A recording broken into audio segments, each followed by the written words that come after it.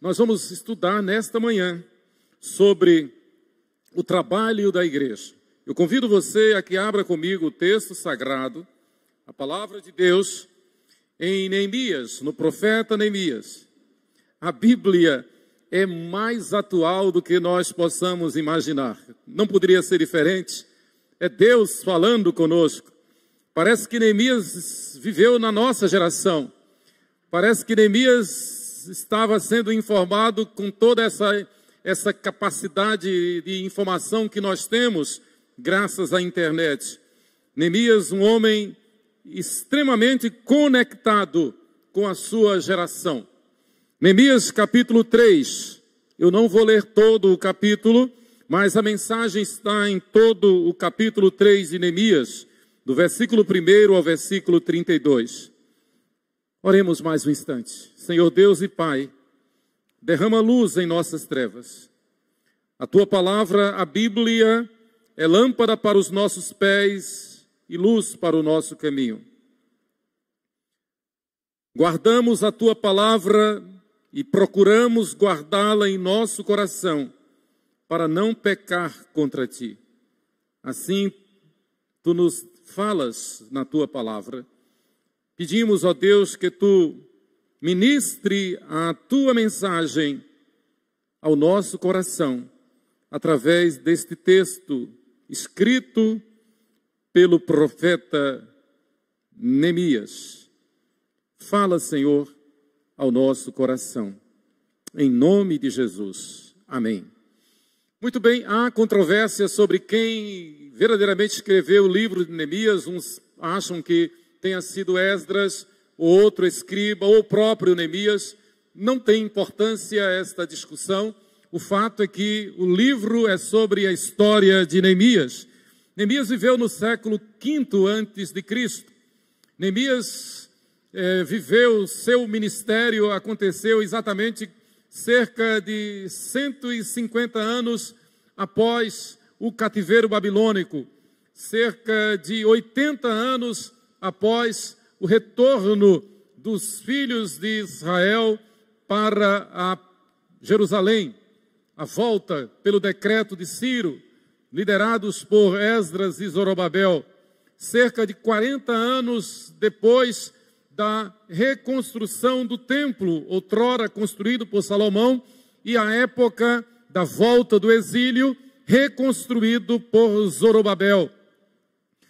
Quase 50 anos depois da reconstrução do templo, a cidade ainda era considerada uma geena, um lugar de lixo, de monturo, que é sinônimo de Hades, que é sinônimo de inferno. Era assim que era considerada uma cidade cujos muros tivessem sido derribados, destruídos. Era um monturo, era um lugar do lixão, lugar de dejetos. Assim estava Jerusalém. Quase 100 anos depois do retorno do cativeiro babilônico. O povo de Israel foi para o cativeiro babilônico por causa do seu pecado, da sua desobediência, por um ato da justiça de Deus, que mandou Nabucodonosor, um ímpio, vir como juízo, como castigo, como disciplina de Deus para o seu povo. Numa lembrança memorável, muito clara, de que Deus é amor, mas Deus é justiça. Como nós estudamos no último trimestre, nesse trimestre que se finda em nossa escola bíblica dominical, sobre Jesus falado no Antigo Testamento, anunciado no Antigo Testamento. E o resumo da mensagem é que Jesus, Deus conosco, Ele é amor, mas Ele é justiça. Ele é bom, mas Ele é terrivelmente perigoso.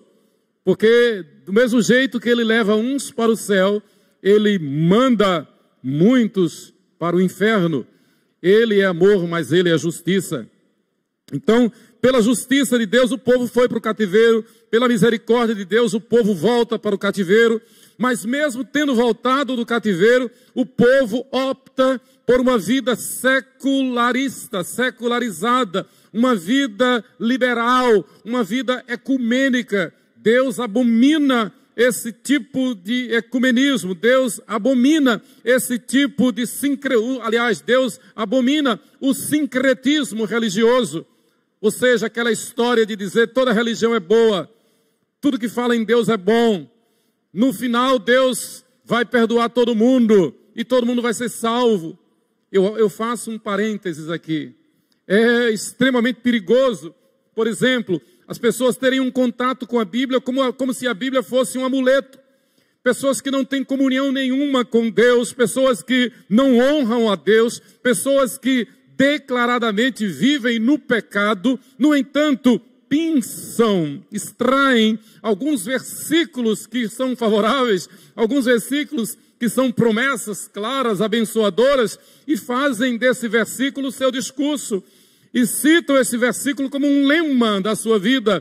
Por exemplo, tudo posso naquele que me fortalece. Está lá no pecado, chafurdando na lama do pecado, mas tudo posso naquele que me fortalece. Deus é amor, o Senhor é o meu pastor, nada me faltará, né?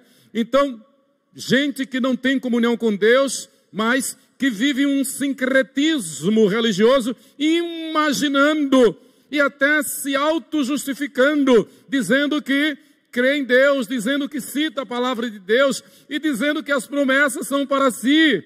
Não, as promessas são para os fiéis, as promessas são para os santos, as promessas de vida são para os que se arrependeram dos seus pecados, são para os que negaram e negam a si mesmos, são para os que reconhecem que são pecadores miseráveis, são para os que reconhecem que só Jesus Cristo salva, que precisam confessar Jesus como Senhor e Salvador. Neemias então viveu numa época semelhante a esta. Havia muita religiosidade, havia muito sincretismo religioso, e mesmo dentre os genuínos filhos de Israel, dentre os verdadeiros hebreus, o liberalismo era crasso, o liberalismo era demasiado, e o secularismo, a apatia espiritual. Nós temos estudado aqui sobre Neemias e sempre nos reportando a profetas que foram seus contemporâneos, como Zacarias, como Ageu, como Miqueias. E esses profetas denunciam justamente essa apatia espiritual, este conformismo com o presente século, essa submissão às ideologias seculares. Irmãos, nós não somos deste mundo, nós não temos que fazer concessão a este mundo, nós não temos que ter medo deste mundo, nós não devemos abrir mão dos nossos princípios, da nossa doutrina, da nossa fé, mesmo que seja para defender o nosso corpo.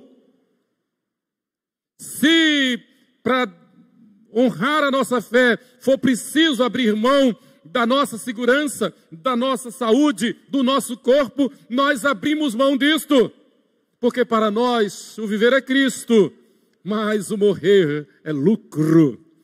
E é imperativo, é fundamental que nós nos alegremos na esperança do Senhor, que nós digamos sim, como o apóstolo Paulo, para mim o viver é Cristo e o morrer é lucro. Prefiro partir e estar com Cristo, o que é incomparavelmente melhor. Até porque os sinais da sua volta mais se mostram cada vez. Vencendo vem Jesus. A qualquer hora ele virá arrebatar a igreja. A qualquer hora os fiéis, e esta laje, este teto não nos impedirá. Na hora, quando o anjo tocar a trombeta, nas nuvens o Senhor estará com aqueles que já foram. Ele estará nas nuvens. E os fiéis aqui olharão para o alto e o verão. E automaticamente seremos arrebatados para estar com o Senhor para sempre. Onde Ele instaurará um novo céu e uma nova terra. Isto é palavra de Deus. É quando vai acontecer aquela palavra que Jesus anunciou no sermão profético, que dois estarão juntos, um será tomado e outro ficará.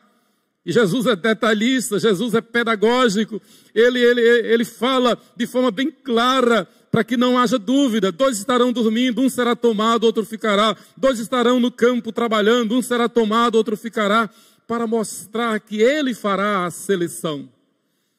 Para mostrar que só subirão com ele, só serão arrebatados, só reinarão com ele os que forem encontrados fiéis em santidade e novidade de vida. E um dos sinais do anticristo, um dos sinais do governo do anticristo que acontecerá imediatamente antes do arrebatamento da igreja, é que ele tentará colocar uma marca em todo o mundo, e especialmente nos fiéis, nos santos. E a Bíblia é contundente, a Bíblia é clara, a Bíblia diz: não aceite a marca do anticristo, não aceite a marca da besta. Na época de Neemias, a grande população, mesmo tendo voltado do cativeiro, estava alienada, estava relapsa, não queria compromisso com a fé, não queria compromisso com a eclesia, não queria compromisso com Deus.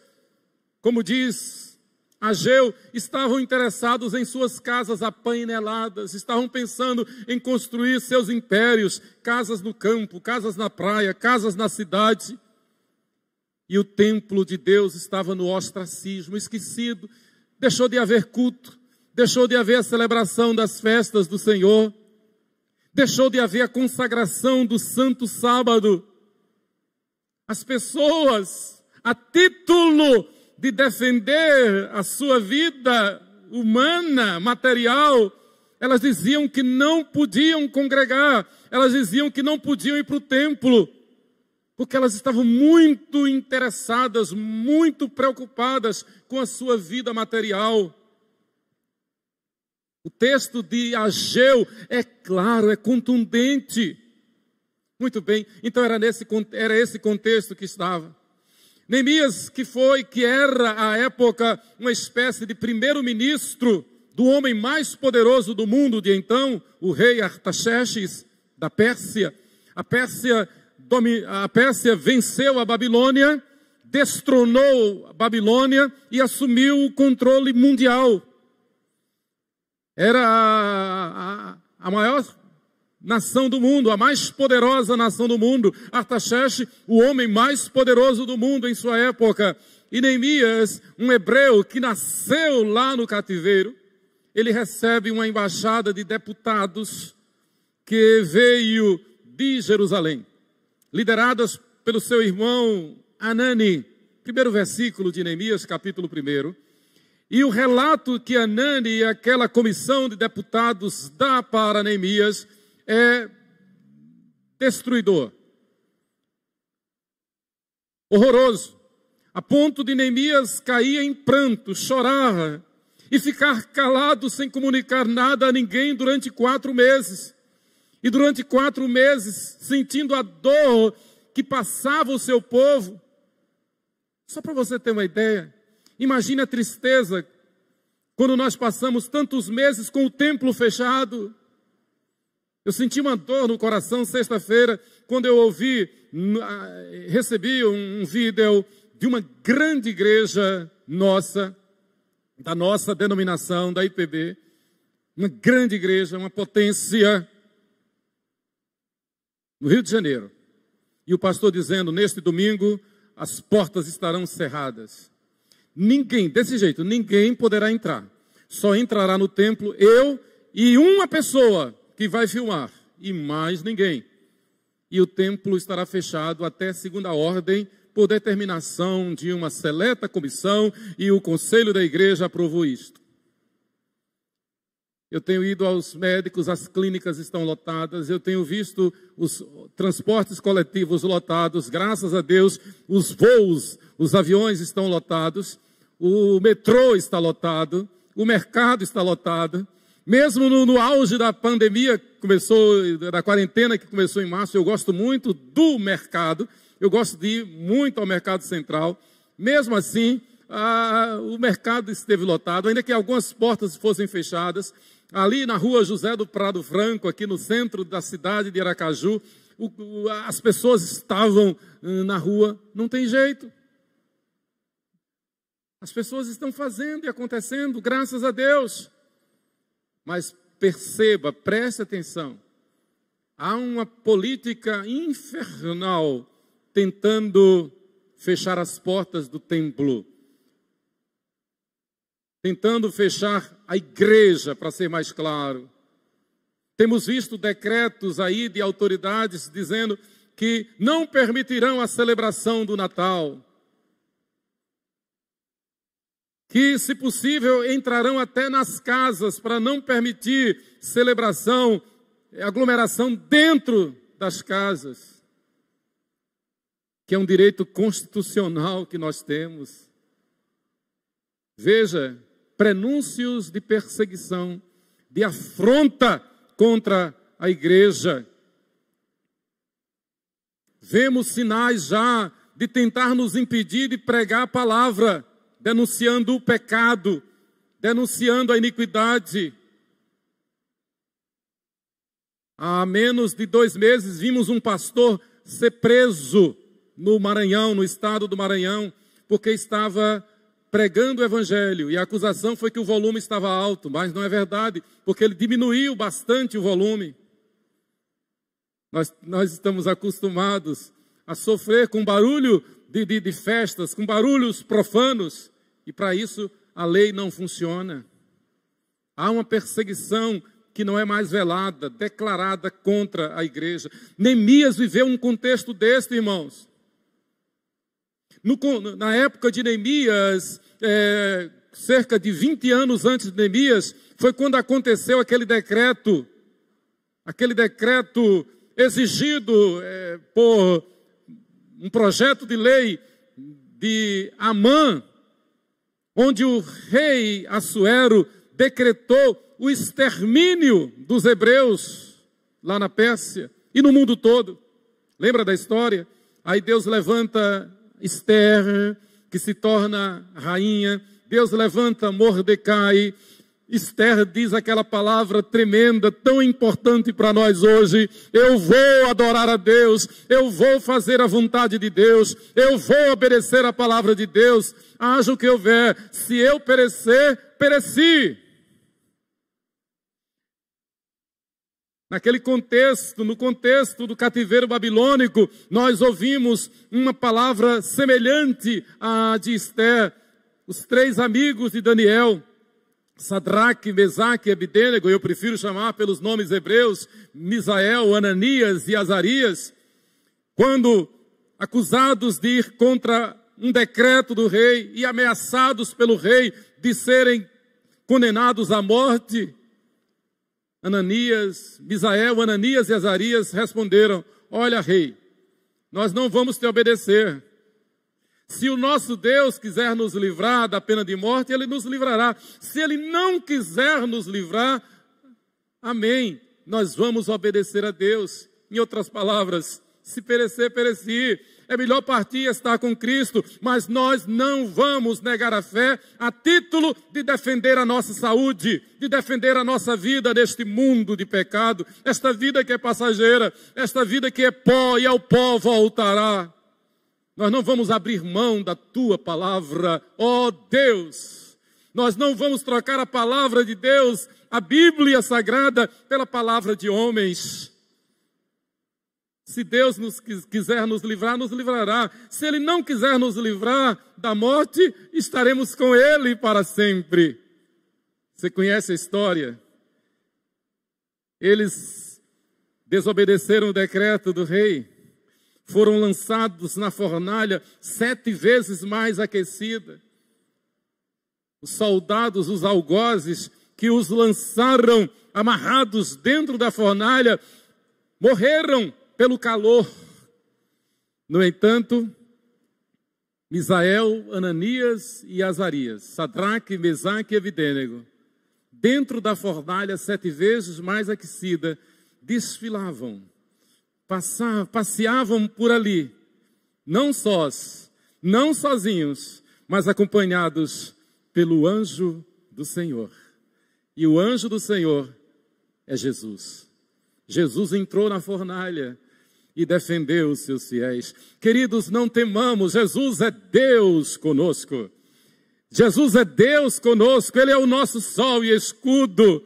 Ele dá graça e glória. Nenhum bem Ele sonega a quem anda retamente, mas Ele manda que nós cumpramos a sua palavra, que nós obedeçamos a sua palavra. O povo então estava para lá de Bagdá, como se diz, e literalmente Bagdá bem para lá no Oriente Médio. Neemias busca a Deus e nós temos que aprender com Neemias. Queridos, este capítulo 3 de Neemias nos dá um relato das pessoas que trabalharam na reconstrução dos muros de Jerusalém. É uma história de coordenação, é uma história de cooperação, é uma história de sucesso do trabalho, é uma história de fidelidade. Durante os 3 dias em que Neemias andou por Jerusalém, você lembra que Neemias chegou, né? Depois que ele recebeu a autorização do rei Artaxerxes, ele chega em Jerusalém como embaixada, com cartas brancas para os governadores, com liberação de verbas para aquisição de matéria, do material para a reconstrução dos muros. E em chegando a Jerusalém, o texto diz, acompanhe comigo, versículo 11 do capítulo 2, cheguei a Jerusalém onde estive 3 dias, então à noite, estratégia, então à noite me levantei e uns poucos homens comigo, não declarei a ninguém, sabedoria, não declarei a ninguém o que o meu Deus me pusera no coração para eu fazer em Jerusalém. Não havia comigo animal algum, senão o que eu montava. De uma forma discreta, simples, sem alarde, mas na unção e no poder do Espírito Santo. De noite saí pela porta do vale, para a banda da fonte do dragão e para a porta do monturo, e contemplei os muros de Jerusalém que estavam assolados, cujas portas tinham sido consumidas pelo fogo. E Neemias relata que ele passou 3 dias em observação, com certeza 3 dias orando, 3 dias estabelecendo estratégia de como arregimentar o povo para a reconstrução dos muros. Como pastor, eu preciso dizer a você que o maior trabalho que eu vejo hoje para os pastores é arregimentar, é convocar o povo para ser fiel a Deus, para fazer a obra de Deus. É como aquele irmão nosso, presbítero lá em Belo Horizonte, um famoso dentista de uma das maiores clínicas odontológicas de Belo Horizonte, presbítero da IPB lá. E ele diz, olha, eu sou um missionário, nas horas que me sobram, eu trato dos dentes das pessoas. E uma vez nós estávamos lá na 8ª Igreja Presbiteriana de Belo Horizonte, o reverendo Jeremias teve a brilhante ideia de perguntar assim, ele estava fazendo um comentário sobre isso e perguntou, quantos irmãos aqui são filhos na fé do doutor fulano? Quase metade da igreja ficou de pé. Pacientes seus, que quando entram no consultório, antes de abrir a boca para mostrar os dentes, recebem no coração a palavra de Deus. Nós somos testemunhas, é assim que Jesus diz. E a palavra testemunha no original é mártir. Nós somos mártires. Ou seja, estamos prontos, dispostos a, se necessário for, sofrer por amor a Cristo. Antes importa obedecer a Deus do que aos homens. Este corpo que nós temos, na verdade, é pó e ao pó voltará.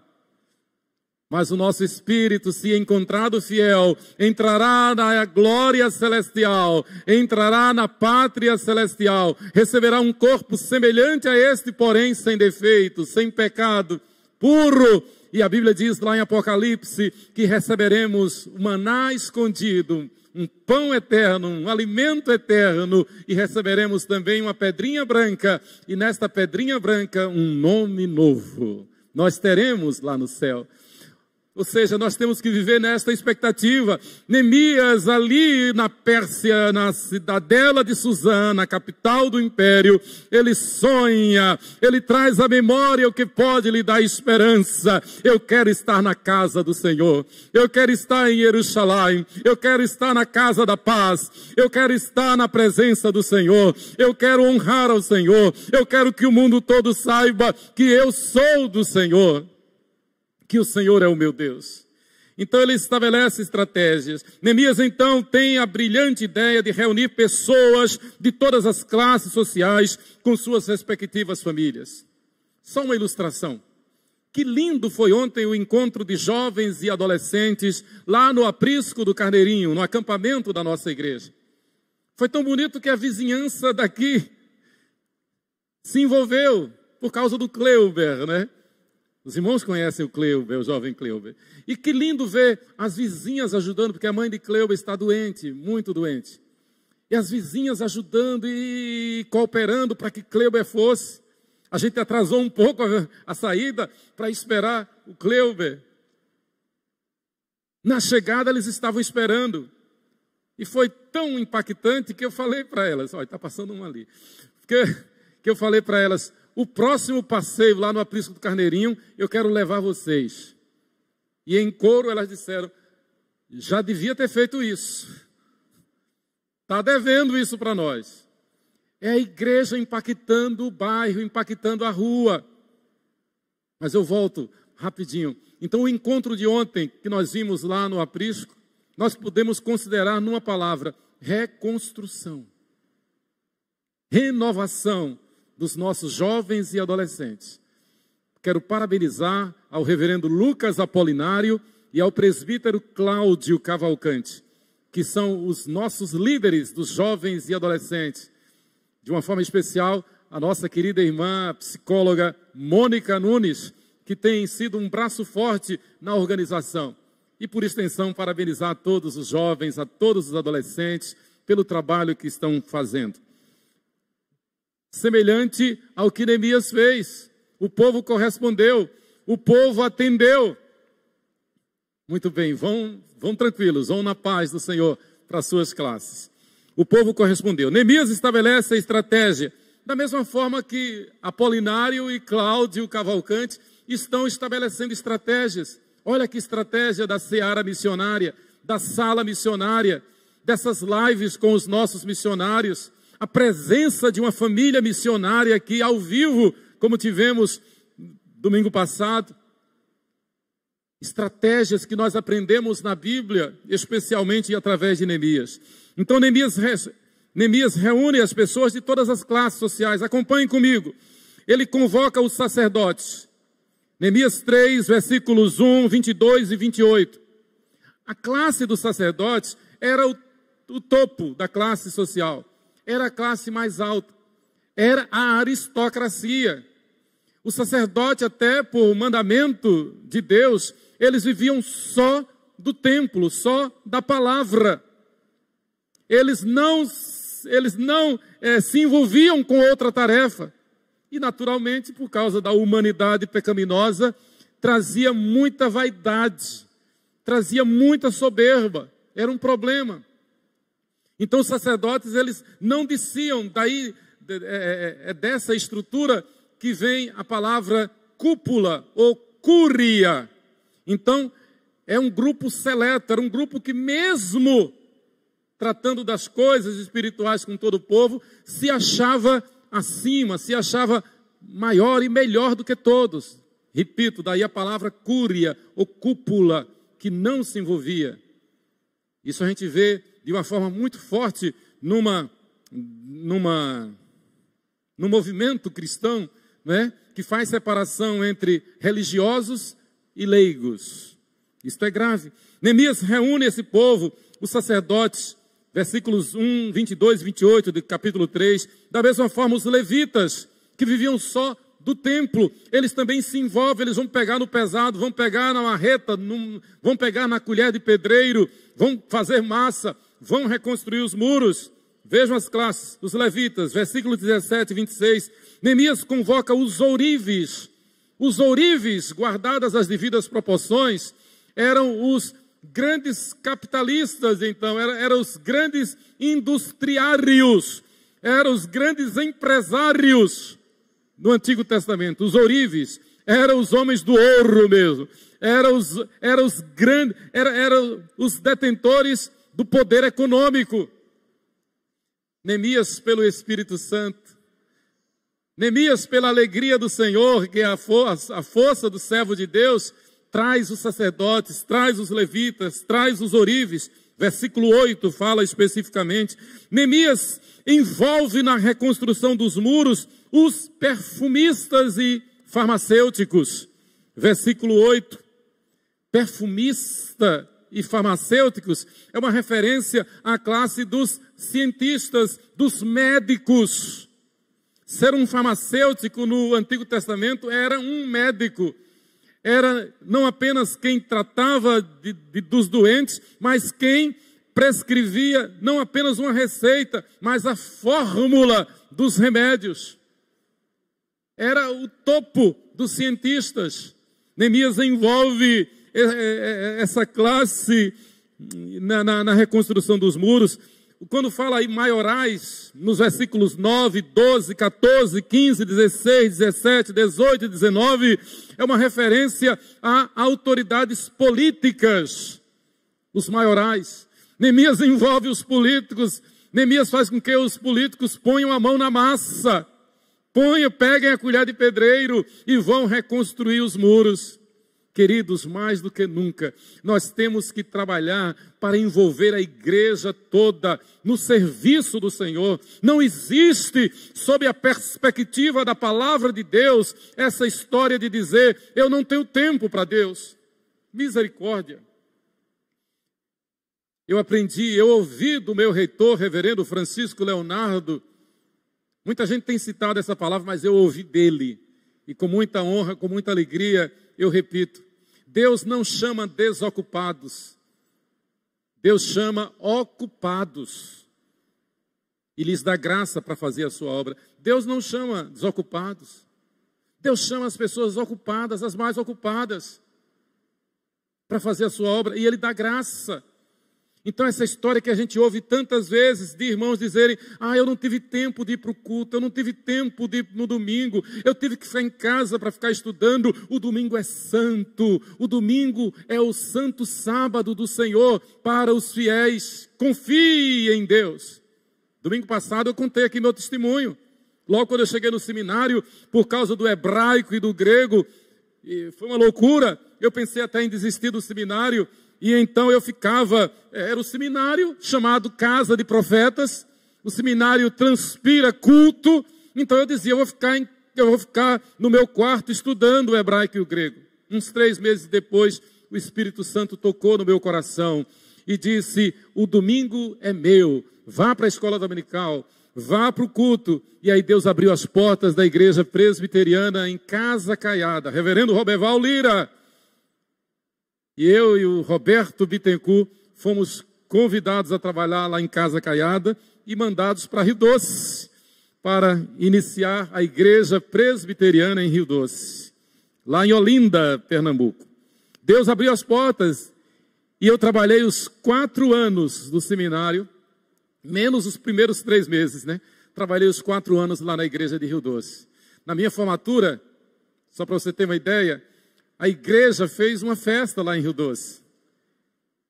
A 13 de maio mandou 2 ônibus, foram 2 ônibus para a minha formatura. E a igreja de Rio Doce hospedou todo mundo em suas casas. Fez banquetes, fez festa, para a glória de Deus. Detalhe, nunca fiz a prova final, nem no grego, nem no hebraico. Sempre passei por média, mas nunca mais abri mão do domingo para ficar estudando. O domingo é do Senhor. Deus honra aqueles que o honram. Louvado seja Deus. Então, Neemias envolve os sacerdotes, os levitas, os ourives, os perfumistas e farmacêuticos, que eram os médicos da época, os políticos, chamados de maiorais, as moças. Versículo 12. Este é um texto, versículo extremamente significativo. Ao lado dele reparou Salum, filho de Alões, maioral da outra metade, da outra meia parte de Jerusalém, ele e suas filhas trabalhando na obra. Num contexto do Antigo Testamento, onde as mulheres não eram citadas, não eram nomeadas, não podiam fazer trabalhos de homens.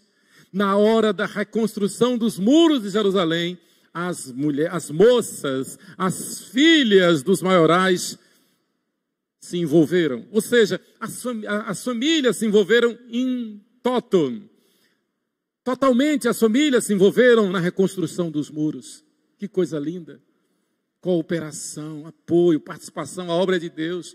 Eu nunca esqueço, dia 12 de junho de 1987, feriado de Corpus Christi. Havia uma irmã, a zeladora da igreja presbiteriana 13 de Maio, morava no bairro industrial, próximo a um canal. E toda vez que chovia, a sua casa enchia. A água chegava a quase 1 metro dentro de casa. Então, o conselho e a junta diaconal da igreja presbiteriana 13 de Maio resolveu construir uma casa nova para Dona Sinhazinha. Dona Sinhazinha era irmã do presbítero Alfredo Lima, que foi do conselho aqui da 12 de agosto, foi tesoureiro aqui da 12 de agosto. Dona Sinhazinha, sua irmã. E no dia 12 de junho de 87, toda a igreja, adolescentes, jovens, homens, mulheres, a UPH, a SAF, a Mocidade, a UPA, conselho, a junta diaconal, num dia, nós demolimos a casa e reconstruímos a casa de Dona Sinhazinha. Para a glória de Deus. Um santo trabalho de cooperação. É um exemplo. Reconstruiu-se a casa de uma serva de Deus, de uma irmã, de um membro da igreja. Quanto mais nós podemos fazer pela obra do Senhor, pela igreja do Senhor, pelo trabalho, pelo serviço de proclamação do Evangelho. Irmãos, seja qual for a tua profissão, você está nesta profissão, você está neste emprego, mas você é servo de Deus.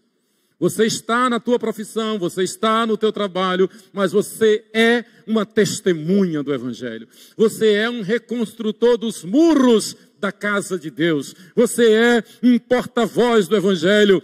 A nossa missão principal não é desenvolver a nossa profissão.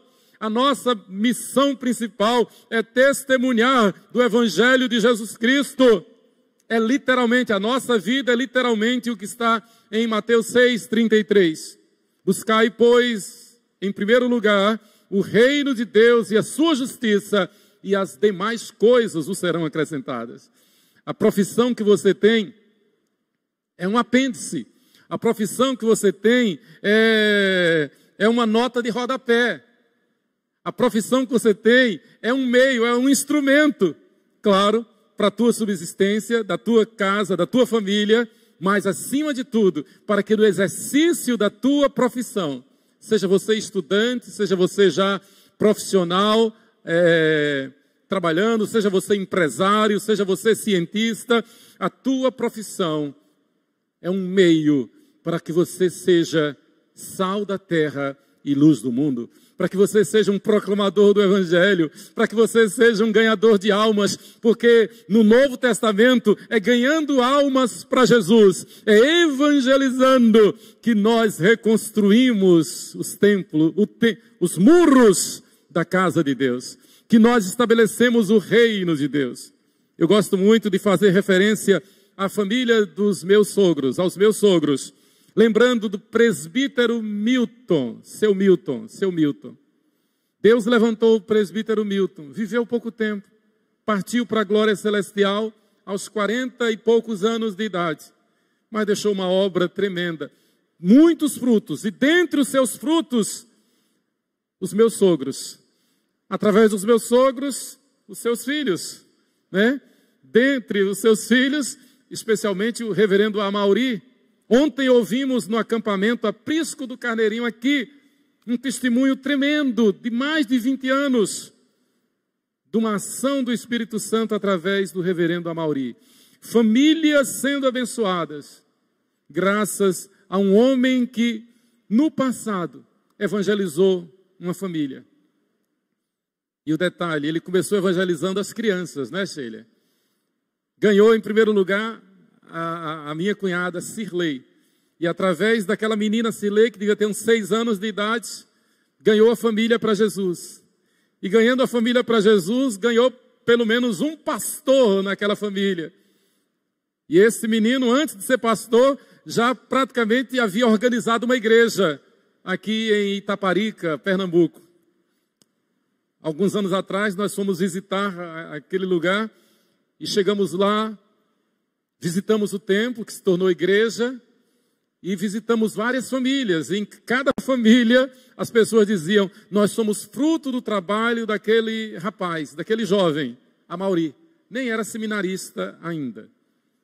E Amaury continua ganhando almas para Jesus, no Brasil e no mundo. Fruto do trabalho de um homem simples, um operário. Ele e sua esposa, seu Milton, presbítero Milton, e dona Rosa. Louvado seja Deus. Reconstruir os muros é missão nossa. Reconstruir os muros é missão da igreja. Neemias chama todo o povo. O texto nos mostra que Neemias designou estrangeiros que não eram de Jerusalém. Poder do Espírito Santo. Ele convenceu pessoas das cidades circunvizinhas para que viessem ajudar no mutirão. Veja, o texto fala, Neemias chamou homens de Tecoa, está nos 32 versículos aqui do capítulo 3. Homens de Tecoa, homens de Gibeon, homens de Jericó, homens de Mispa, de outras cidades, que viessem ajudar. Você lembra que quando Neemias recebeu o relatório, e quando ele demonstrou o interesse de ir reconstruir os muros, logo se levantaram políticos daquela região para tentar impedir. E durante todo o livro de Neemias, nós vemos políticos o tempo todo tentando impedir, armando ciladas até para matar Neemias. Homens estes, homens maus, representados aqui por Gesem, Sambalá, Tobias e outros. Então houve uma oposição política forte, ameaças de morte contra Neemias. E Neemias simplesmente respondia dizendo: a alegria do Senhor é a minha força, o Deus dos céus me dará bom êxito. Queridos, a nossa saúde está nas mãos de Deus. Ele é o médico dos médicos. E nunca jamais esqueça, os nossos dias estão escritos e determinados quando nenhum deles havia ainda. Como muito bem diz o nosso amado pastor emérito, reverendo Neemias. Aprendi essa palavra com o pastor Neemias. Ele diz: olha, todos nós temos uma senha. E essa senha é imutável. Essa senha é pessoal. Ninguém muda. Foi decretada por Deus. Não se apoquente, não se preocupe. A nossa vida está nas mãos de Deus. Ele tem cuidado de nós. Muito bem. Neemias fez, digno de nota, a repetição, por exemplo, de determinados conjuntos de palavras que nós encontramos em todo o capítulo 3. Depois você em casa pode ler esse capítulo e ver.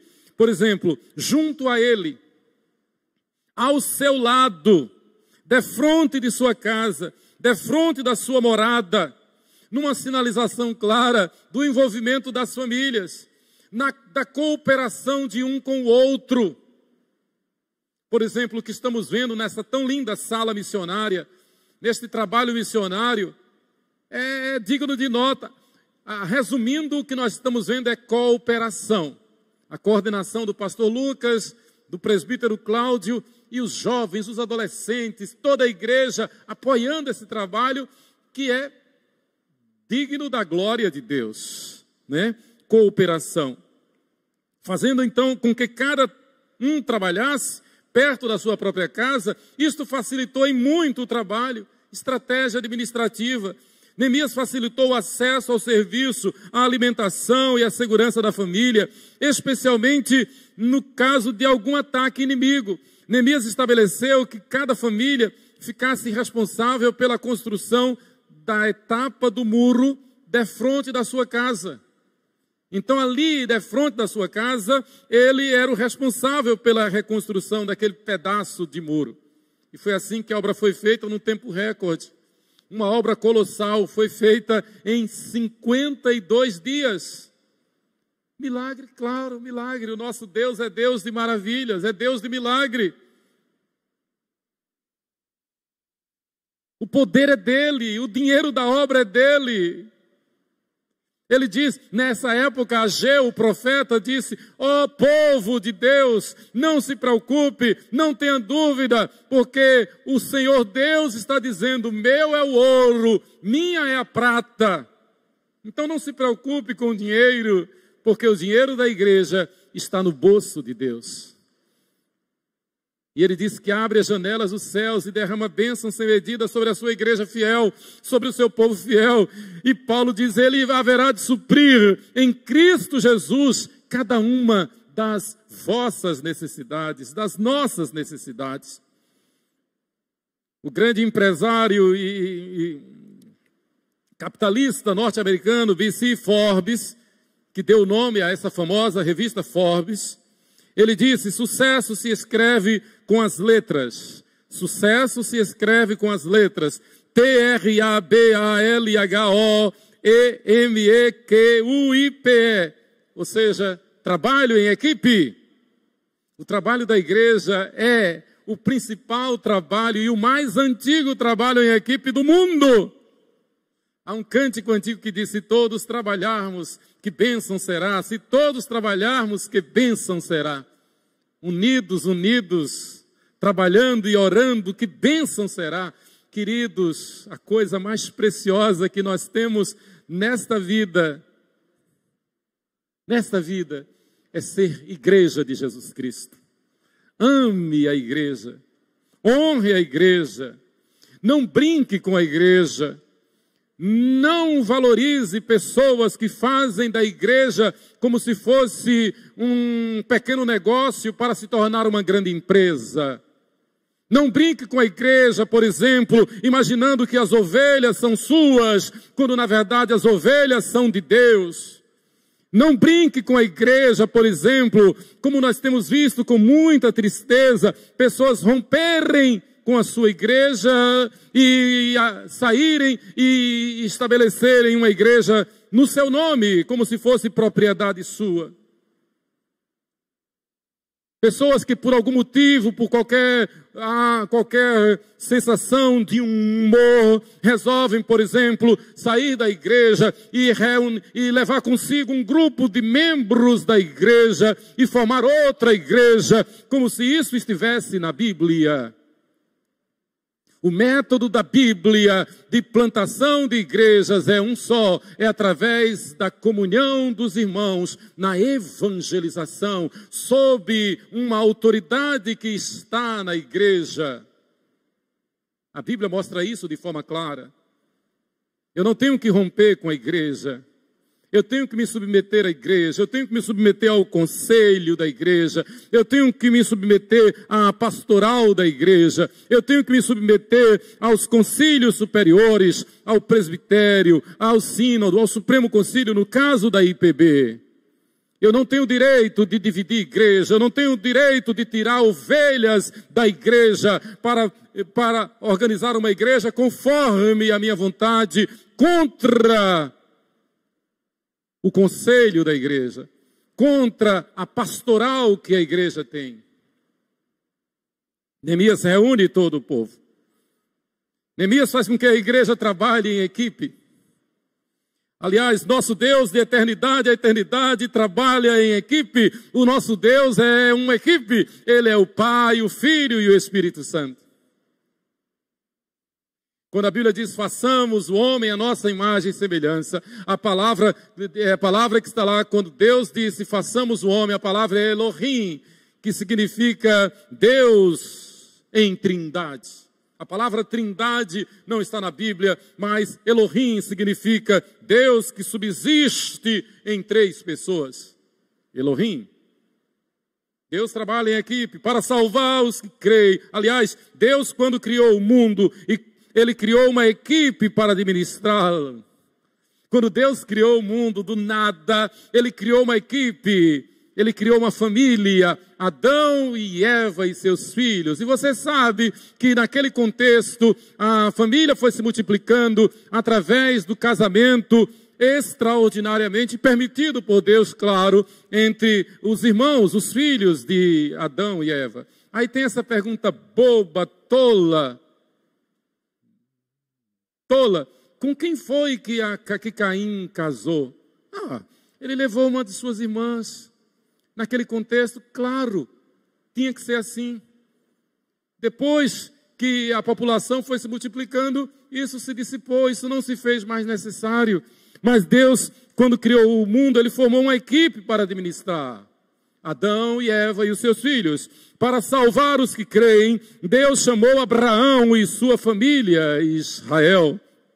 Quando da vinda do Messias, Deus mandou uma equipe de anjos para anunciar a Maria e José, aos sábios do Oriente, aos pastores de Belém, a Zacarias e a Isabel, a Simeão e a Ana. Deus mandou uma equipe de anjos do céu. Deus trabalha em equipe.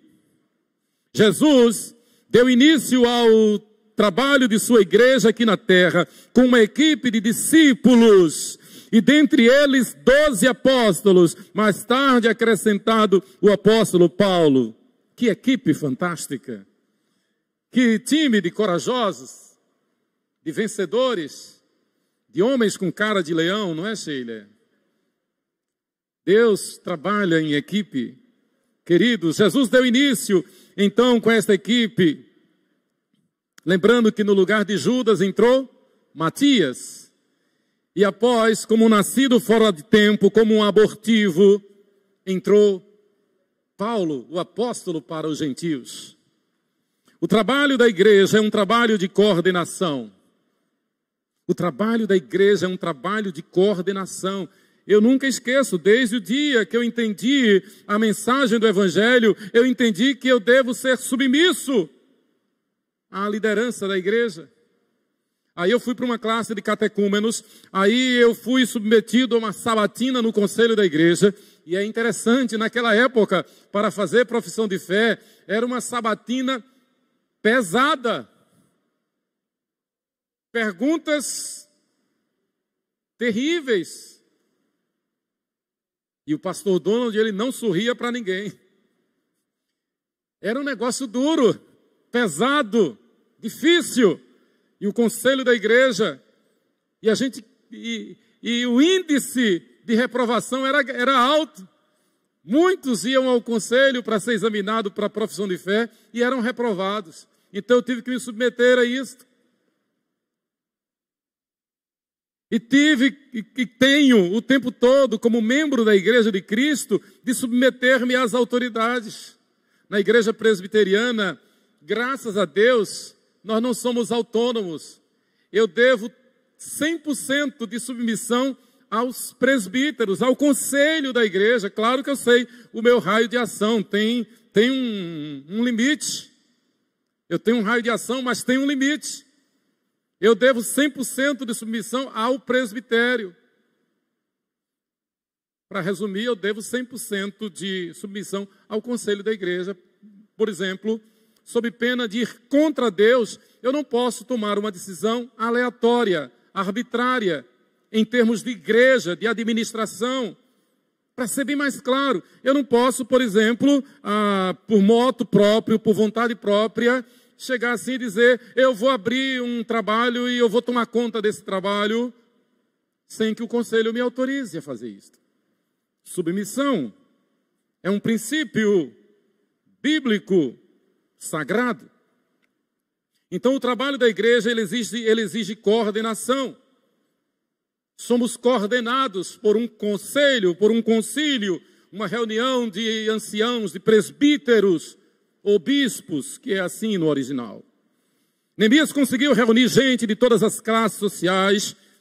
Neemias conseguiu envolver as mulheres, em especial as moças, junto aos rapazes, e certamente até as crianças também. Um exemplo disso nós encontramos em Êxodo 18 e Atos capítulo 15. Em Êxodo 18, quando Jetro, sogro de Moisés, chega para Moisés e diz: Moisés, sozinho você não pode conduzir esse povo, divida a congregação em subgrupos, em pequenos grupos, nomeie oficiais, e a palavra lá no hebraico é a mesma palavra para presbítero no grego, nomeie presbíteros, homens que sejam auxiliares, homens tementes a Deus, homens de boa reputação, homens cheios do Espírito Santo. Êxodo 18, em Atos capítulo 6 e Atos capítulo 15, nós vemos o ministério dos presbíteros em Atos capítulo 15 e em Atos capítulo 6, esses mesmos presbíteros chamando a igreja para eleger homens de boa reputação, cheios do Espírito Santo, cheios de sabedoria, para realizar a obra de Deus. Em Atos capítulo 15, nós vemos Pedro sendo convocado pelo presbitério em Jerusalém para prestar relatório, prestar satisfação. E a causa lá era porque Pedro houvera ido evangelizar os gentios. E Pedro responde: foi o Espírito Santo que me mandou, apareceu a Cornélio. O Espírito Santo tocou no coração de Cornélio, tocou no meu coração, eu fui lá, e o Espírito Santo foi derramado sobre os gentios. E o presbitério em Jerusalém, então, aprovou o trabalho de Pedro. O trabalho da igreja é um trabalho de coordenação. Que coisa linda a gente vê a igreja organizada. Por exemplo, aqui, eu e o pastor Lucas, mas vemos o conselho alinhado, a junta diaconal alinhada fazendo o seu trabalho, o coral fazendo o seu trabalho. Essa semana, recebi uma mensagem do maestro nosso Efraim, dizendo: pastor Emanuel, no último ensaio chegou um jovem, chegou um senhor, ele é da minha idade quase, chegou um senhor aqui para participar do ensaio. Eu fiquei muito alegre. É um moço que foi minha ovelha lá na 13 de maio. É um baixo tremendo, maravilhoso. E ele disse: eu quero participar do coral da 12 de agosto. Precisa ver a alegria do maestro Efraim. Graças a Deus. Coordenação, o departamento infantil. Nós estamos aqui, as classes estão se reunindo. O departamento infantil, que por enquanto não pode se reunir presencialmente, mas está trabalhando com afinco esse tempo todo, online, ministrando aulas belíssimas. O trabalho da igreja, a comunhão, a solidariedade. E hoje, graças a essas redes sociais, nós temos toda a facilidade de comungar melhor, de participar dos eventos, de saber o que está acontecendo. Coisa tremenda, coisa linda. A comunhão dos santos, a cooperação dos santos. Eu quero aproveitar aqui e agradecer como testemunho dessa cooperação. Na próxima sexta-feira, na próxima quinta-feira, comemora-se o Dia do Pastor Presbiteriano. Dia do Pastor Presbiteriano. Hoje é o dia da esposa do pastor, é hoje? Hoje é o dia da esposa, segundo domingo de dezembro, dia da esposa do pastor. A Igreja Presbiteriana, 12 de agosto, através da SAF, não deixou passar batida essa data. Recebemos para o café da manhã uma linda cesta. Eu, o pastor e os pastores, recebemos também os demais pastores. Que coisa linda, tremenda. Cooperação, pode parecer simples, singelo, mas é um ato, é um testemunho da cooperação. Detalhe, tudo veio personalizado, né? Gravado com a nossa logo, o meu nome de Sheila ali e tal, Apolinário e Anali. Que coisa linda, tremenda, cooperação, testemunho. Nós vemos um relato claro da cooperação, como encontramos em Atos dos Apóstolos, e diz assim, abre aspas, e servindo eles ao Senhor, e jejuando, disse o Espírito Santo, separai-me agora Barnabé e Saulo para a obra que eu os tenho chamado. Então, jejuando e orando, e impondo sobre eles as mãos, os despediram. Atos capítulo 13, versículos 2 e 3. Aqui é sobre a primeira viagem missionária de Paulo. Paulo não foi aleatoriamente. Paulo não foi de moto próprio, por vontade própria. Paulo não foi à revelia.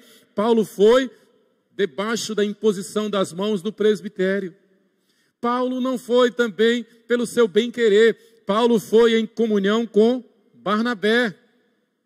Paulo não foi assim por instinto. Paulo e Barnabé foram enviados pelo presbitério depois de um tempo de oração e jejum.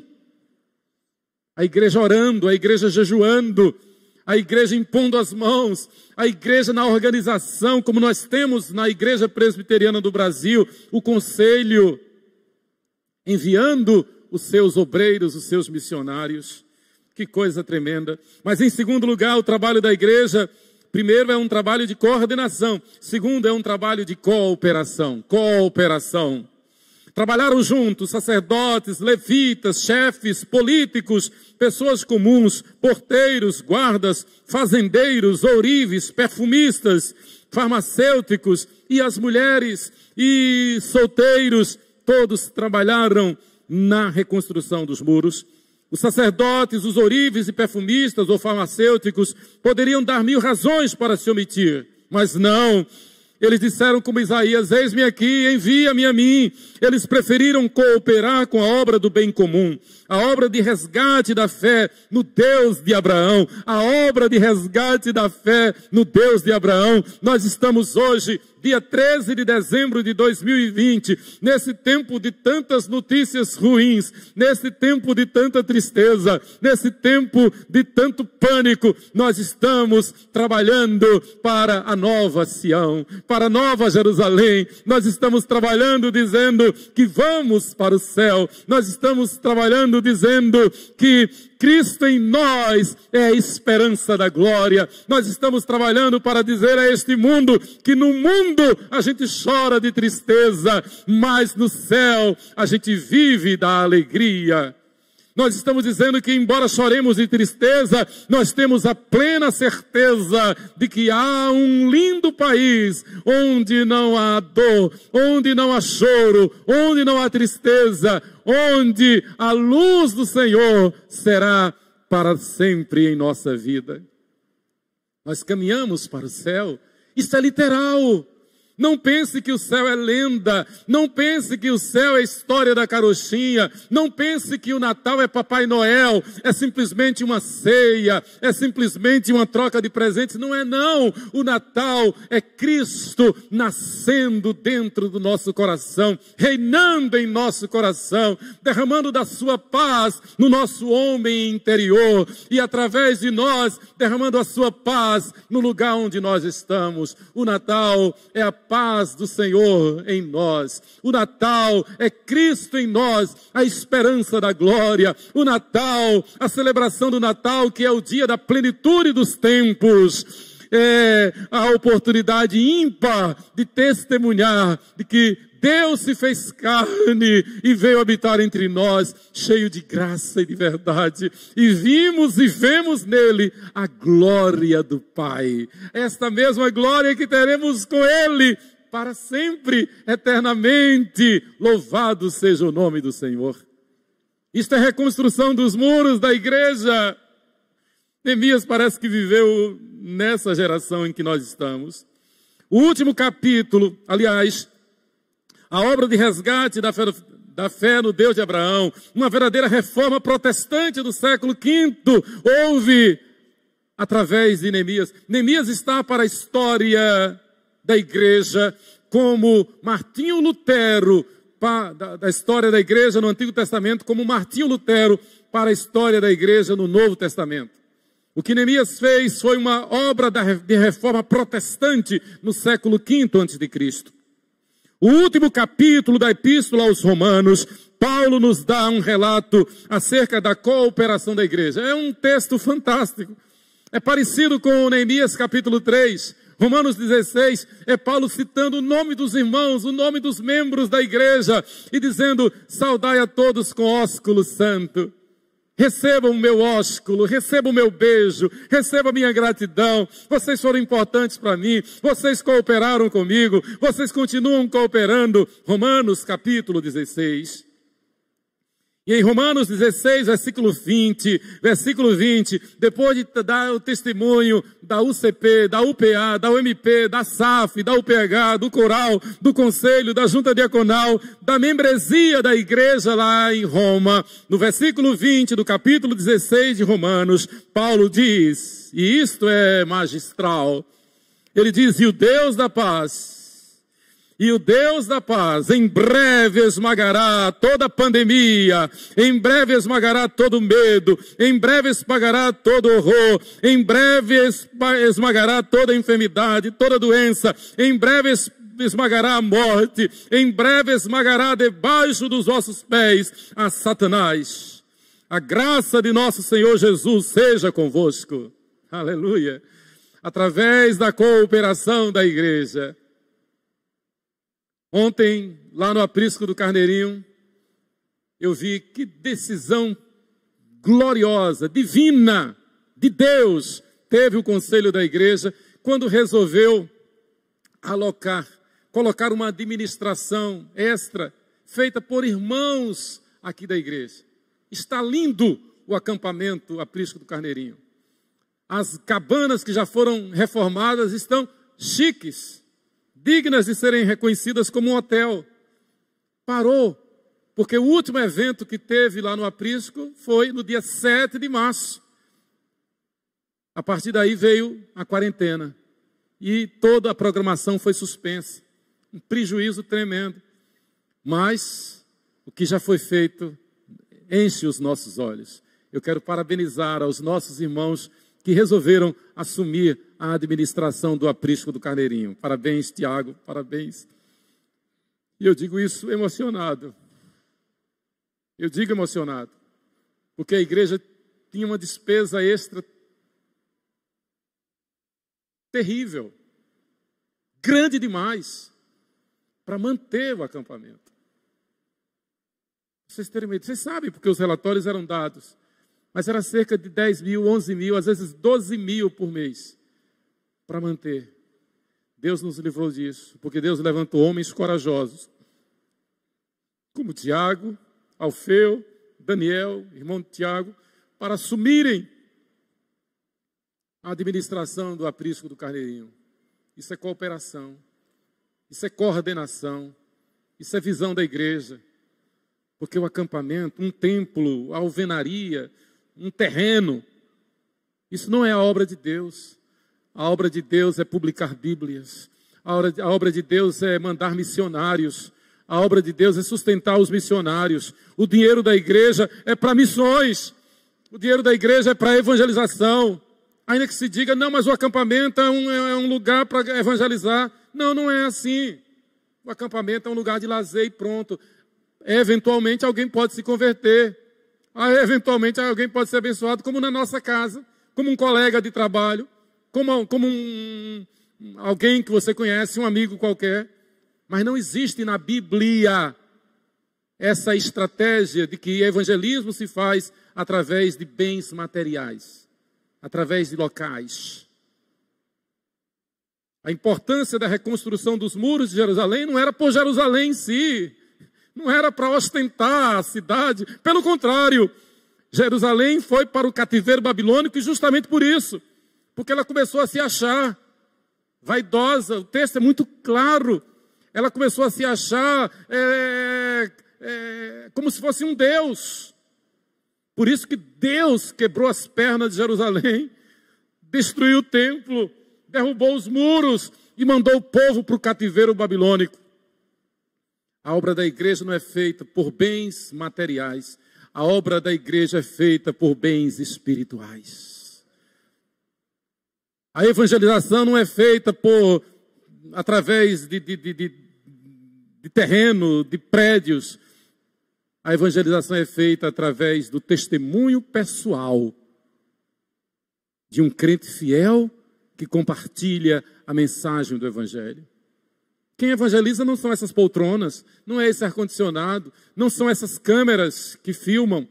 Quem evangeliza não é um terreno, quem evangeliza não é um prédio de alvenaria, quem evangeliza é você, sou eu, é Ronaldo Lidório, é Vinícius, é Edmilson, é Emerson, é Chico e Rose, é Marcelo e Claudinha, é Apolinário. Quem evangeliza é Ezequias Torquato em Ladeirinhas, é Ronaldo Lidório. Quem evangeliza é André Salles, é Lucas Rego. Quem evangeliza é Ricardo Primo, lá na Barra dos Coqueiros, é Fausto Brasil, lá na Manancial. Quem evangeliza é Josué, lá em Capela, é Alexis, lá em Rompigibão. Quem evangeliza é Violeta Guarino, trabalho glorioso lá no Nepal, resgatando crianças, meninas que seriam destinadas para prostituição, para ser vendidas. Essa irmã saiu daqui para ganhar essas meninas para Jesus. Fundou uma escola de música, fundou um orfanato lá no Nepal. Quem evangeliza é o reverendo Neemias, através da sua cátedra, nosso pastor emérito. Eu estou falando aqui dos que eu estou vendo na sala missionária. Quem evangeliza é a família Santos, que esteve aqui domingo passado e que resolveu deixar tudo aqui. Um pastor de renome, um pastor professor do seminário, um mestre, resolveu deixar tudo aqui para ir evangelizar um país que se tornou ateu, a Nova Zelândia. Quem evangeliza são homens santos que se dispõem a fazer a obra de Deus. Quem evangeliza não é o dinheiro, não. Quem evangeliza é um homem santo, uma mulher santa que vive no poder do Espírito Santo. Repito, o dinheiro da igreja está no bolso de Deus. E Ele dá a quem crê. Ele dá a quem nele espera. Mas em terceiro lugar, o trabalho da igreja é um trabalho aprovado por Deus. Que coisa maravilhosa é você entrar num time que já sabendo que o time é mais do que vencedor. Que coisa maravilhosa é você entrar num time que sabendo que o técnico deste time é mais do que vencedor, não perde uma. Neemias, quando resolveu deixar tudo lá na Pérsia, deixar o luxo, a riqueza, a fama, o poder que ele tinha na Pérsia, para vir cuidar de um povo que estava disperso, de um povo que estava desorientado, de um povo que nem o queria. O povo não queria Neemias. O povo não estava interessado em reconstruir os muros. O povo estava interessado em seus negócios, em suas casas, em suas carruagens, em sua riqueza, em seu ouro e sua prata. Neemias resolve deixar tudo para fazer aquela obra, porque a obra de Deus é uma obra aprovada por Deus. A obra de Deus é aprovada por Deus. O que você tem, o que você é porque Deus aprovou. A tua profissão foi Deus que te deu. Os teus recursos, o teu soldo, o teu salário, o que você tem, a tua família, é dádiva de Deus. É um testemunho da aprovação de Deus na tua vida. Essa noite eu tive um sonho belíssimo. Um sonho real. Porque no sonho foi como um filme do que eu fazia com Rebeca logo quando Rebeca nasceu. Bem recém-nascida. E eu pegava a Rebeca no colo, ia tomar sol no jardim da nossa casa. E eu beijava a cabeça de Rebeca, beijava os olhos, beijava as orelhas, beijava o nariz. E eu grudava em Rebeca. Eu sonhei, me acordei hoje com esse sonho. Por que eu estou dizendo isso? Porque o trabalho da igreja é um trabalho que a gente faz certo de que ele já é aprovado por Deus. Então, quando eu tive esse sonho, talvez pensando nessa mensagem, Deus me permitiu ter esse sonho. Porque aquela menina que eu carregava no colo, aquela menina que eu apertava nos meus braços, tão magrinha, essa menina hoje é uma senhora casada, profissional. Louvado seja Deus. Então Neemias mostra claramente a necessidade de nos interessarmos pessoalmente pelos nossos cooperadores, pelos nossos irmãos, pelos nossos colegas, pelos nossos amigos. Nós vimos ontem na eleição da mocidade, lá no aprisco do Carneirinho, exatamente isto. Eles foram para a classe dos jovens, mas nós vimos isto, né? a interação na equipe que foi eleita, a direção do trabalho lá pelo nosso irmão Rafael e nossa irmã Rainá Coelho, dirigindo, e os que foram eleitos no maior empenho, na maior animação. Você pode pensar que isto é trivial, não, isto é o fôlego da igreja. E os irmãos que foram eleitos, Luana Simões,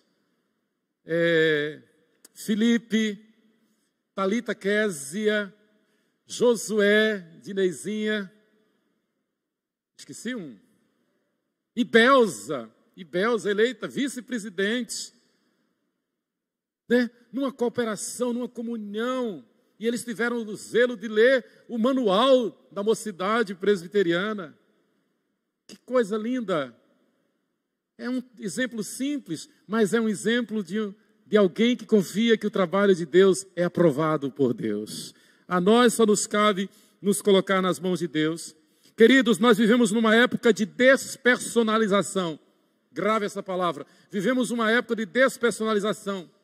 Nós somos, na verdade, perante o mundo, apenas um número ou um algoritmo. Nós estamos sendo vigiados o tempo todo por esse sistema aí, esse sistema tecnológico internacional. Se eu falo uma palavra aqui, o Google capta essa palavra e já me dá uma resposta que eu nem perguntei. Parece que basta pensar numa coisa, o mundo todo já sabe. Estamos sendo vigiados, fiscalizados. Mas somos tratados como meros números, um mero algoritmo. Queridos, cada um de nós precisa reconhecer que tem valor próprio. Neemias usou o recurso da aprovação divina na vida dos seus servos para enriquecer a qualidade de vida dos seus trabalhadores. Eu vou repetir. Neemias olha para você, Rosana, para você, Isabel, olha para você, Luzimar, para você, Paulo Alexandrino, Lourdes, Luciene, enfim, para todos vocês, para Sheila, olha para Gisélia, olha para Andrews, Daniele, Moisés, olha para nós, Deus olha para nós. E Ele diz que Ele tem nos dado um recurso para nos aprovar, para nos enriquecer, para melhorar a nossa qualidade de vida diante dEle. Deus está olhando para você e dizendo, eu te dei recursos, melhor, eu já te aprovei, para que você tenha qualidade de vida excelente no trabalho para o qual eu te chamei. O trabalho é de Deus, Ele nos chama, Ele nos capacita, Ele nos aprova, desde que nós lhe obedeçamos. Louvado seja Deus. A consciência que Neemias tinha do esforço dos seus cooperadores é digna de nota. Depois você pode ler em casa e conferir esses textos. Encontramos isto na expressão reparou a outra parte. Essa expressão reparou a outra parte é literalmente no hebraico o testemunho de que nenhuma parte ficou com defeito. Cada um fazia com esmero e cada um ajudava o outro a se esmerar. Cada um fazia com esmero e cada um ajudava o outro a fazer melhor ainda. Porque quem aprova a obra de Deus, quem aprova os muros de Deus, a igreja de Deus, é o próprio Deus. Quem aprova o trabalho da igreja é o Senhor da igreja. A nós só nos cabe agradecer. Nos versículos 11, 19 a 21, 24 a 27, no versículo 30, nós encontramos esta expressão, reparou a outra parte. Ou seja, nada ficou a desejar. Nada sofreu solução de continuidade. Nada ficou com defeito. O trabalho foi feito perfeito. Louvado seja Deus. E mais uma vez eu me lembro do reverendo Neemias, o construtor de templos do nosso presbitério, da nossa igreja, o nosso pastor Neemias Carvalho, né? E quando eu penso no pastor Neemias, eu penso no seu zelo, no seu esmero, no seu cuidado. Nós estamos construindo, pela graça de Deus, a nossa casa. lá na Barra dos Coqueiros. E toda vez que eu chego lá, eu só me lembro do pastor Neemias, e eu penso comigo mesmo, eu queria ter a capacidade que o pastor Neemias tem, de poder administrar uma obra como esta. Aí eu cheguei ontem lá no aprisco do Carneirinho e vi, esse trabalho foi feito por um construtor, o reverendo Neemias. Eu não tenho essa capacidade, esse dom que ele tem, mas Deus levanta homens como Neemias, como Pedro Machado, como o presbítero Chico, o diácono Edésio, homens a quem Deus dotou para fazer a obra, para construir, para reconstruir. Várias vezes nosso Senhor Jesus Cristo assim encorajou os seus discípulos e aos apóstolos, como por exemplo quando lhes disse, veja que palavra, Mateus 18, 19 e 20. Em verdade também vos digo que se 2 dentre vós sobre a terra concordarem a respeito de qualquer coisa que porventura pedirem, ser-lhes-á concedida por meu Pai que está nos céus. Porque onde estiverem 2 ou 3 reunidos em meu nome, ali estou no meio deles. O que Jesus está falando aqui em Mateus 18, 19 e 20 é sobre a aprovação que ele dá a quem está sob a sua coordenação, a quem vive em cooperação. Se você se submete à coordenação de Deus, se você vive em cooperação com os irmãos, Deus diz, eu estou no meio de vocês. Eu estou nesse negócio. Esse negócio é meu. Essa obra é minha. Esse empreendimento é meu. E esta obra já está aprovada. Ele é quem aprova. Onde estiverem 2 ou 3 reunidos em meu nome, sob a minha coordenação, vivendo em cooperação, eu lhes dou a minha aprovação. Você é uma casa edificada sobre a rocha. Não tem medo de vendaval ou tempestade ou qualquer, porque a rocha sou eu. É Jesus quem diz. Mas em quarto e último lugar, o trabalho da igreja, primeiro é um trabalho de cooperação, de coordenação. Segundo é um trabalho de cooperação. Segundo é um trabalho aprovado por Deus, é um trabalho de aprovação, aprovado por Deus. E em último lugar, é um trabalho de ação completada. A gente começa a obra já sabendo do final. A gente começa a obra já sabendo que ela vai ser feita. Porque quem faz a obra é Deus. Quem faz a obra é aquele que nos arregimentou, é aquele que nos chamou. Paulo escrevendo ao jovem pastor Timóteo, ele diz, olha Timóteo, nenhum soldado em serviço se envolve em negócios desta vida, porque o seu objetivo é satisfazer ao Senhor que o arregimentou. Você, seja qual for a tua profissão, seja qual for a tua profissão, não se envolva nas coisas mundanas. Exerça a tua profissão como um culto a Deus, como um culto a Deus. E você vai ser bem sucedido, você vai ser bem aprovado, você vai ser um abençoador, você vai ser um canal de bênçãos. Você vai ser um manancial cujas águas vão saciar a sede de muitos. Você será um instrumento por cujo intermédio muitos vão ser salvos pelo Evangelho da Graça. As palavras que Neemias cita aqui em várias vezes, edificou, a palavra reparou, elas estão no tempo pretérito perfeito. Cada um continuou ocupado, cada um sabia o que se esperava dele, cada um trabalhou no seu lugar, cada um terminou aquilo que começou. Que coisa linda, cada um terminou aquilo que começou. Ninguém deixou o trabalho, ninguém abriu mão, ninguém deixou para ir cuidar dos seus negócios. Jesus diz de forma categórica, aquele que quer me seguir, deixe pai, mãe, irmão, irmã, por amor a mim. Claro que Deus vai cuidar dos nossos parentes, dos nossos negócios.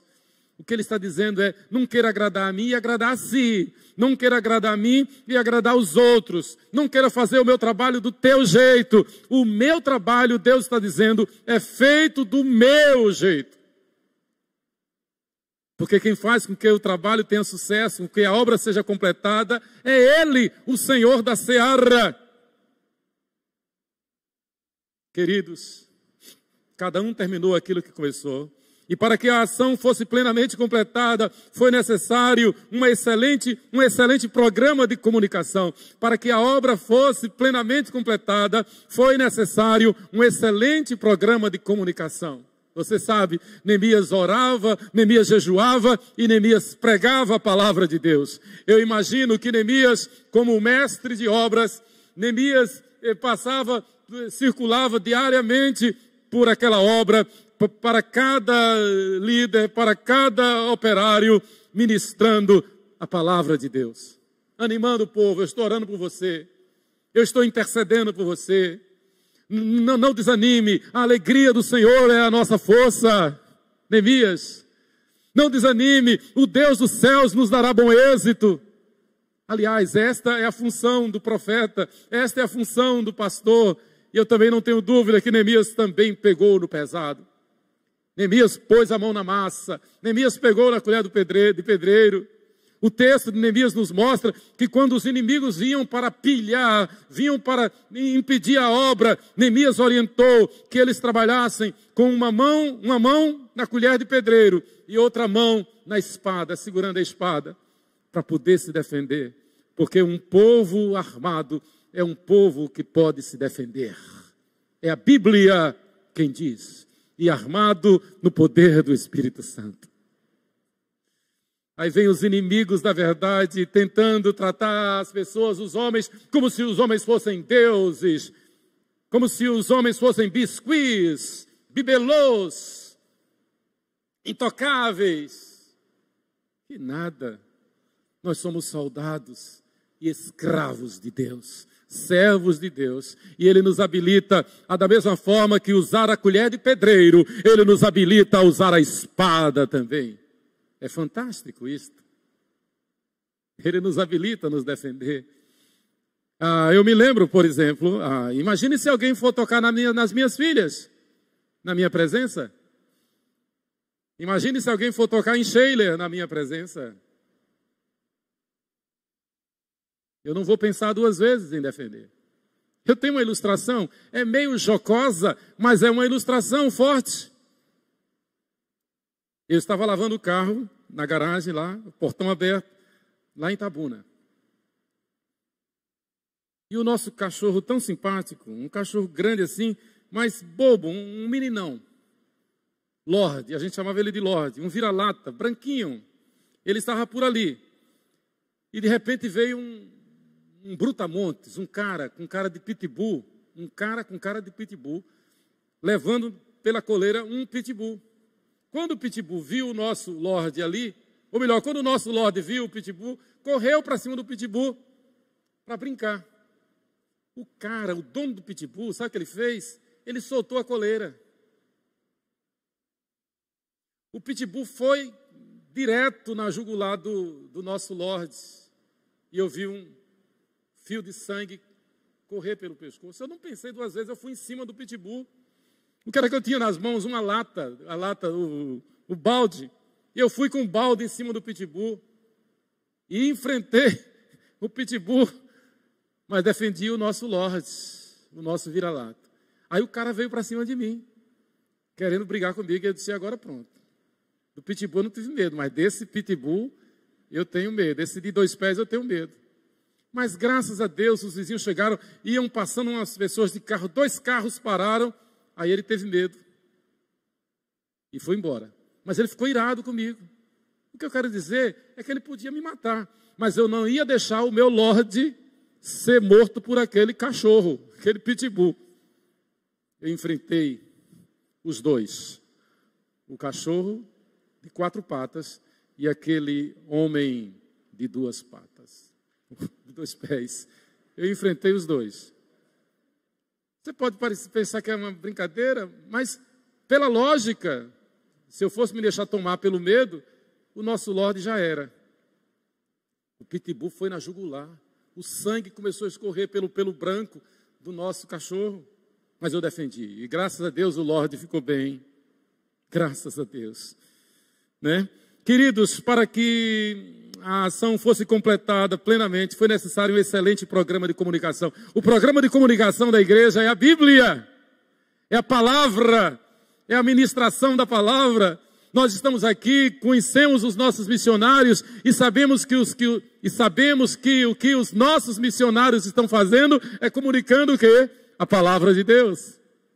É como disse Ronaldo Lidório, sempre que a gente conversa, ele diz: Emanuel, diga sempre a 12 de agosto, que a 12 de agosto plantou pelo menos 23 igrejas em 9 anos de trabalho lá em Gana, entre os concombas. Sabia disso? A 12 de agosto, através de Ronaldo Lidório, plantou pelo menos 23 igrejas lá em Gana, entre os concombas, num período de 9 anos. Louvado seja Deus. Aí essa semana, Ronaldo Lidório, muito emocionado. Hoje eu estou muito emocionado, mas essa mensagem me emociona. Essa semana, Ronaldo Lidório mandou uma mensagem muito emocionada. Pastor Emanuel, muito obrigado, porque a igreja 12 de agosto depositou o nosso 13º salário. Louvado seja Deus. Eles vivem disso. Nós vivemos disto. Eu quero concluir. A conclusão bem feita de uma obra envolve a instrução de cada obreiro para que saiba o que fazer. Vou repetir. A conclusão bem feita de uma obra envolve a instrução de cada obreiro para que saiba o que fazer e onde fazer, e a delegação de autoridade para as decisões, para que as decisões não precisem ser sempre referendadas pelo líder. Uma comunicação plena, então cada um sabe o que vai fazer.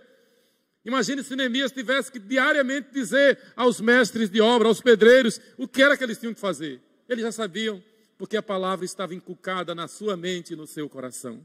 É como a igreja, 12 de agosto. Imagine se toda semana o conselho tivesse que se reunir para dizer o que a igreja tem que fazer. Imagine, presbítero Levi, se o conselho da igreja tivesse que estar administrando o aprisco do carneirinho.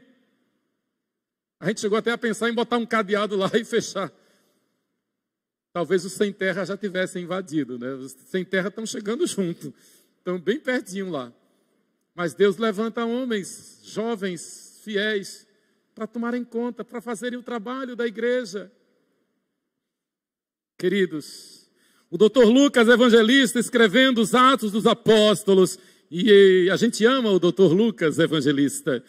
Ele escreveu o Evangelho e escreveu os Atos dos Apóstolos. Então ele relata como a obra da igreja era perfeitamente completada pelos apóstolos e pelos discípulos.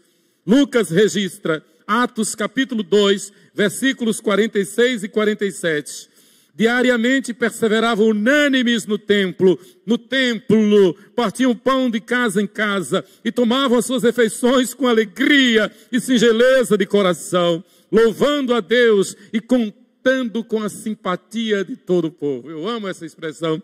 E contando com a simpatia de todo o povo. Enquanto isso, acrescentava-lhes o Senhor dia a dia os que iam sendo salvos. Porque a igreja caía na simpatia de todo o povo. Porque eles viviam em cooperação. Porque eles viviam em comunhão. Porque eles viviam sob a coordenação do Espírito Santo. Porque eles viviam na certeza de que o trabalho era um trabalho aprovado por Deus. Enquanto isso, acrescentava-lhes o Senhor dia a dia os que iam sendo salvos. Atos 2, 46, 47. E em Atos 13, 48, o Dr. Lucas acrescenta: e creram todos os que haviam sido destinados para a vida eterna. E creram todos os que haviam sido destinados para a vida eterna. O método de Deus para a salvação é exatamente este. Vai crer aquele que foi destinado para a vida eterna, e nós dizemos amém.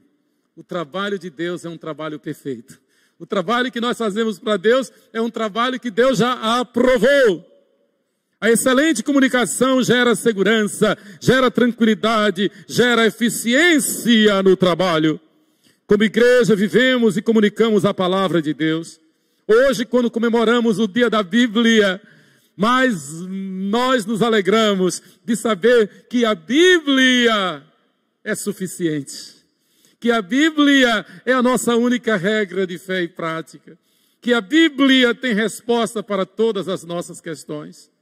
Toda vez que nós tivemos dificuldade, alguma dificuldade em casa, em família, entre eu e Sheila, na criação de nossas meninas, nós destrinchamos o problema na palavra de Deus. buscando a palavra de Deus, e na palavra de Deus nós encontramos a resposta, a solução. Isto é verdade. A Bíblia é a nossa única regra de fé e prática. Neste dia, quando comemoramos o dia da Bíblia, quando o Espírito Santo fala ao nosso coração sobre o dever que temos de reconstruir os muros, não simplesmente os muros de alvenaria, mas os muros espirituais. Porque nessa tarefa de reconstruir os muros espirituais, a igreja vai cair na simpatia de todo o povo e o Espírito Santo vai acrescentar ao rol da igreja aqueles que foram destinados para a vida. Mas para isso é preciso que a gente reconstrua os muros espirituais da igreja. Assim é a obra da igreja. Em seu plano de salvar os que nele creem, Deus resolveu enviar o seu Filho perfeito ao mundo, com o propósito de pagar a sentença de morte que era contra nós. Então nós temos que comunicar isto. O Natal é um momento de reflexão, de nos concentrarmos na pessoa de Jesus. Esqueça Papai Noel, esqueça ceias, presentes, comércio, festas. Concentre-se na pessoa de Jesus. O Natal é Deus se fazendo carne, vindo habitar entre nós, para nos libertar do Geena, do Hades, do inferno, de um lugar de monturo, de lixo, de morte, e reconstruir a nossa vida, reconstruir os muros da nossa vida, pelo poder do Espírito Santo e alicerçados na sua palavra, firmados na rocha eterna, que é Jesus Cristo, nosso Senhor. Natal é isto. Deus confiou à igreja, Deus confiou aos seus membros o ministério da reconciliação dos eleitos. Deus confiou a pregação do Evangelho, o discipulado, a administração dos sacramentos, o exercício da disciplina, a fim de formar um povo que seja santo conforme Ele, Deus, é santo. O trabalho da igreja é feito com coordenação, cooperação, aprovação e ação completada. Ou seja, o trabalho da igreja não para. Que Deus nos abençoe e nos encha da sua graça. Amém. Vamos ficar de pé e vamos nos despedir com uma palavra de oração e com a impetração da bênção. Eu quero parabenizar e quero orar pelos nossos irmãos Otacílio e Daiane, que hoje, às primeiras horas do dia, receberam seu primogênito. Daiane deu à luz ao seu primogênito, diácono Otacílio, então, aí honrado com o nascimento do seu primogênito. Parabéns ao casal, parabéns aos avós Everaldo e Gileilde. Também eu quero registrar, não é membro aqui da 12 de agosto, mas são membros da 13 de maio, que nasceu hoje uma sobrinha minha, sobrinha neta. Quero parabenizar os pais, o diácono Bruno e Gleice, aos avós, o meu irmão João Augusto e Carmen, sua esposa, pelo nascimento de mais uma netinha. Parabéns aos pais e graças a Deus pelos recém-nascidos. E que venham mais crianças para enriquecer a igreja, o reino de Deus. Amado Deus e eterno Pai, graças te damos pela comunhão dos santos. Graças te damos pela igreja reunida. Graças te damos de forma especial pela igreja presbiteriana 12 de agosto. Uma chama viva no teu altar. Graças te damos, ó Deus, por este culto. Graças te damos pelas famílias aqui reunidas e representadas. Graças te damos pelos nossos oficiais de plantão. Graças te damos pela equipe técnica responsável pela transmissão online do nosso culto. Graças te damos pela igreja que está reunida em cada casa, participando deste culto. Graças te damos pela tua palavra lida e ministrada aos nossos corações. Graças te damos, ó Deus, pelas crianças que nasceram hoje, especialmente, ó Deus, filhas dos teus servos. Ó Deus, graças te damos pelo nascimento do primogênito, do diácono Otacílio e Daiane. Graças te damos por mais uma filhinha que tu concedes ao diácono Bruno e Gleice. Ó Deus, abençoa estas crianças, que a exemplo do menino Jesus, estas crianças cresçam em estatura e em graça, diante de ti e diante dos homens. Pai, abençoa os enfermos, visita os enfermos, livra-nos do mal, livra-nos, ó Deus, de toda e qualquer peste perniciosa, esconde-nos no esconderijo do Senhor, ó Altíssimo. Pedimos uma bênção especial de saúde sobre os nossos irmãos enfermos, e de uma forma especial sobre o reverendo Lucas Apolinário, sobre o presbítero Cláudio Cavalcante. Senhor, livra-nos de enfermidade, livra-nos de doenças, livra-nos do mal. Abençoa os médicos, abençoa todos os profissionais da saúde. Livra-nos, ó Deus, dessa peste perniciosa, dessa praga, e dá-nos, como diz a tua palavra, vida mansa e tranquila. Assim está escrito na Bíblia. Ó Deus, leva-nos em paz aos nossos lares, abençoa a comunhão com os nossos familiares, traz-nos logo mais à tarde, às 18 horas, para o culto de celebração e ministra mais uma vez ao nosso coração. Dá-nos a tua bênção no nome de Jesus. Que a graça de nosso Senhor e Salvador Jesus Cristo, que o amor de Deus, o nosso eterno e bondoso Pai, que a comunhão e as consolações e o poder do Espírito Santo sejam sobre vós, irmãos, e sobre todo Israel, sobre todos os que creem aqui e em toda a face da terra, hoje e pelos séculos dos séculos. Amém. Deus nos abençoe.